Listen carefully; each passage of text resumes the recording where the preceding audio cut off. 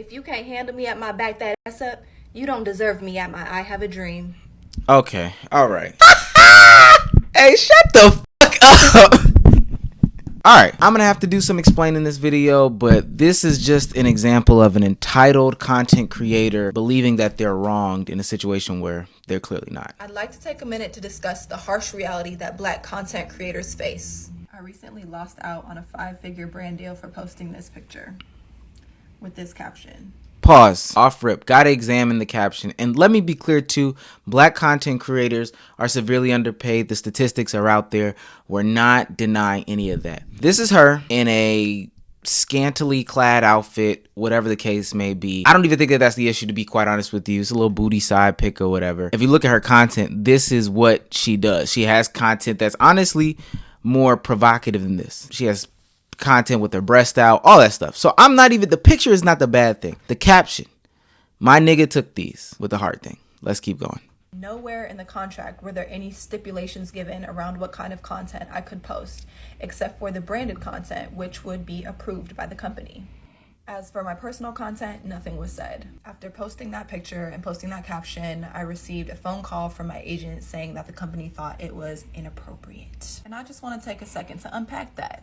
When I read that caption, I read a playful articulation of the love I have for my man. It's been generally agreed upon by the Black community for decades that the N-word isn't derogatory. It's a term of endearment. And that's by the Black community. Listen, I don't know who the sponsor is. She never says who the sponsor is in this video. But I want you to know that it is not out of the norm for the brand to take in everything that you do as a content creator and then evaluate that and say, hey, do our beliefs align with what this person is putting out? Especially in a more recent post. The past things they might not say, but in a more recent post, if this is a post that you make after your branded post, they might say, hey, I don't feel comfortable with my brand aligning with them. And that's perfectly fine. Just like you could do with your content. You could say, hey, as a creator, I don't feel like my content should be a representation of this brand.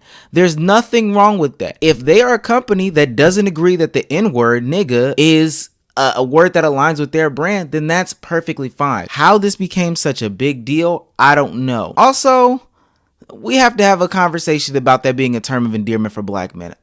As far as I understand it, for me personally, I don't think it's a term of endearment. My nigga is not some sort of term of endearment to me. My nigga gives very 1863 slavery vibes, but that's just me. It's very possessive. But I also saw a lot of comments saying the same thing from a man's perspective. Let's keep going. And that brings us to the photo. Yet again, when I look at this picture, I see playfulness. I see a Black girl living her best life, having fun. There's nothing inappropriate about it to me, especially not in the world we live in today. For centuries, Black women's bodies have been scrutinized, they've been picked apart, they've been deemed unworthy, they've been deemed inappropriate, and this is yet again an extension of that rhetoric. It's the hypersexualization of the Black female body which has led to this very conversation. The only way someone else could deem this as inappropriate is if they projected their sexual desires onto me, or if they projected their underlying judgments onto me, which is what we call prejudice. Now, typically I would brush that off and say that's a you problem, but it becomes a me problem because it threatens my livelihood, just the same way these systems of oppression have threatened the livelihood of Black women for centuries. I want to go ahead and debunk a couple things. I just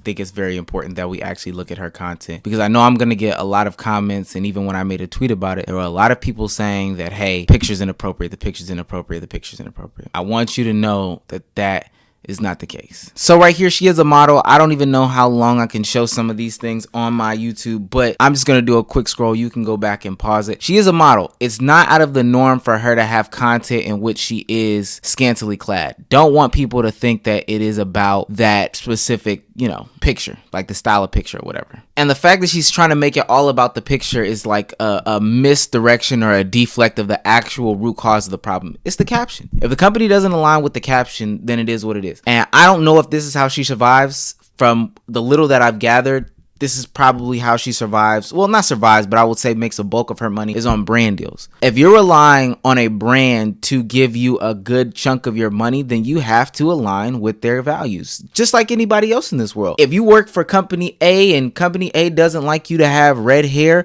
guess what? You can't have red hair. Companies also evaluate your social media presence outside of it. You are a representation of the company as they hire you. If you step out of those boundaries and they tell you these things in the interviews and hiring process, hey, we can terminate you based off of these things. Why she thinks she's any different, I don't know. This isn't about her and her body. That's a misdirect. This is about her comments and captions specifically towards this photo. And you see a lot of people applauding her and you look good in X, Y, and Z. The photo is fantastic. Hey, sis. Nobody's taking that away from you. Stop deflecting about the issue. I will say this to content creators out there. I'm starting to work with more on my personal endeavors and getting them branded and making content and everything like that. If you are a creator that solely relies on brand deals, there is a fundamental problem there. You will forever be jockeying and kneeling to these companies and bending over at their whim to make sure that you satisfy different agreements. Either that or you start turning them down. If you turn them down, you don't eat. So you just have to be careful of situations like this. This isn't out of the norm. I hate that she's making it about a race thing. Although there was the N-word used, I don't think this is a race issue because she's a black creator. I think this is the issue because that caption that she used doesn't align with that company's values. Furthermore, you want access to my audience, which is mostly black women, without actually having a full appreciation for black culture. Why is it that what's considered appropriate or professional is always adjacent to whiteness? You want the activist part of me that's articulate and intelligent, but that's just one side of my black girl magic. Because the other side of me knows how to turn up and throw this ass. And that's what I'm gonna do. We don't have to separate who we are in order to please these companies. We don't have to erase or hide any aspect of our personality in order to get these bags. If you can't handle me at my back that ass up, you don't deserve me at my I have a dream. Okay, all right. You is not Coretta Scott King, bro. Hey, let's stop it. Hey, hey, shut the fuck up. Hey, you're absolutely right. They can't handle you both sides. That's why they took away that brand deal. This is not that big of an issue, dog. It sounds like you don't align with them anyway, but you need that money. And there's nothing wrong with needing that money, but don't try to make this some woke activist moment. I'm telling you, when people be like, yo, I would do it, I wouldn't be my ancestors. I couldn't because I would do this, that, and the third. Man, if this is what we're worried about right now, if this is what we're worried about, screaming for the white, you shouldn't even want to align with these people since they don't align with you. If they can't handle you at their back that ass up, you're absolutely right. You shouldn't even want to, you shouldn't even value them. You should say their name, whoever they are. You don't value them, say their name if you believe that they've done you wrong. But you won't because you still value them to an extent. And you feel like that'll blackball you from some sort of industry and stop you from getting jobs in the future. But those people aren't the people that you want to even come in contact with, right? You should go ahead, boop, let's get all those people out of the way. But you're still worried about that white dollar. You're talking about white dollar, this white dollar, that those white dollars pay your bills. And when you are a branded content creator, you are going to tap dance for those white dollars. So do that shuffle, do that two-step. Do that two-step. Ain't nothing wrong with it. But don't act like this is your woke moment right here, bro. Stop it. You ain't saving nobody. You ain't Coretta Scott Queen out here. Stop it, bro. But you know, I could be going too hard. I could be wrong. I don't know.